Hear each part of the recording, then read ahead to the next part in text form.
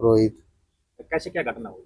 3 जना आया जी मोटरसाइकिल पर, नकाब पोष आके कोल्ड ड्रिंक मांगी, कोल्ड ड्रिंक देने लगा। इतनी देर में फिर गोली चलाने लगा सीधा।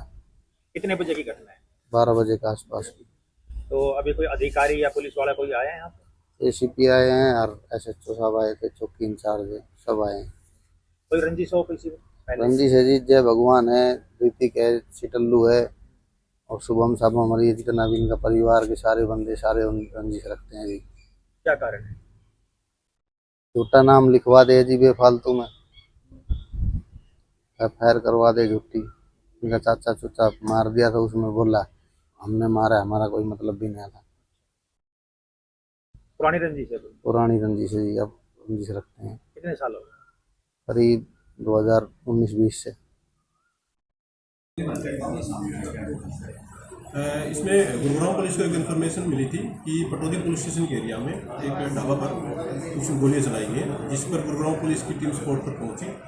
और जो शिकायत करता है ये रोहित नाम के व्यक्ति हैं, जिसके पिताजी नाम कौरपाल है और जटोली गांव का ये निवासी है। इसके द्वारा पुलिस को एक रिटन कंप्लेंट दी गई है और रिटन कंप्लेंट के माध्यम से बताया गया है कि इसका ब्रदर है दीपेंद्र उर्फ मोनू, जो कि एक ढाबा का संचालन करता है। तो बीती रात करीब 12 बजे के आसपास वो ढाबे पर था, तो 3 व्यक्ति ढाबे पर आए।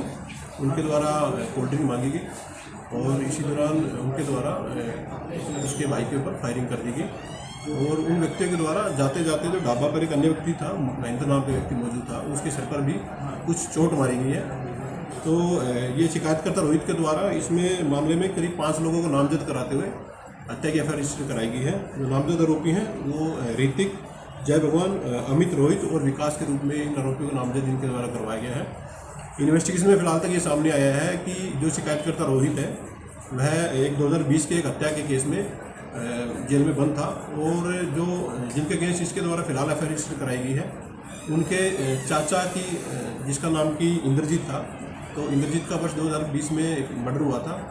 उस मर्डर केस में जो शिकायतकर्ता रोहित है ये उस केस में आरोपी था। और इसके अलावा जो शिकायतकर्ता रोहित और जो इसी केस में जिसको नामजद भी करवाया गया है उसका भी नाम कोइंसिडेंटली रोहित है, इन दोनों के अगेंस्ट भी कुछ और भी कुछ एफआईआर रजिस्टर पाई गई हैं।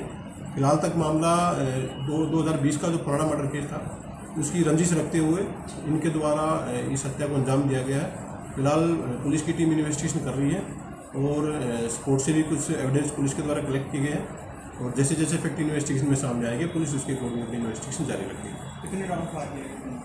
अभी पुलिस की टीम के द्वारा स्पोर्ट पर इन्वेस्टिगेशन की जा रही है और इन्वेस्टिगेशन में जो जो भी चीज़ सामने आएगी उसके अकॉर्डिंग कार्रवाई जाएगी। कुल मिलाकर सर ये पुरानी रंजिश का मामला लगता है? जी हाँ, फिलहाल तक ये कंफर्म हो चुका है कि ये जो मामला है ये 2020 में जो अमित और ऋतिक के चाचा इंद्रजीत का मर्डर रोहित के द्वारा किया गया था और जो बीती रात जो हत्या की घटना को अंजाम दिया गया है वो रोहित जो शिकायतकर्ता इस मामले में है वो उनके द्वारा ही 2020 में मर्डर था उसकी घटना को अंजाम दिया गया था, उसी रंजिश में हत्या की गई है।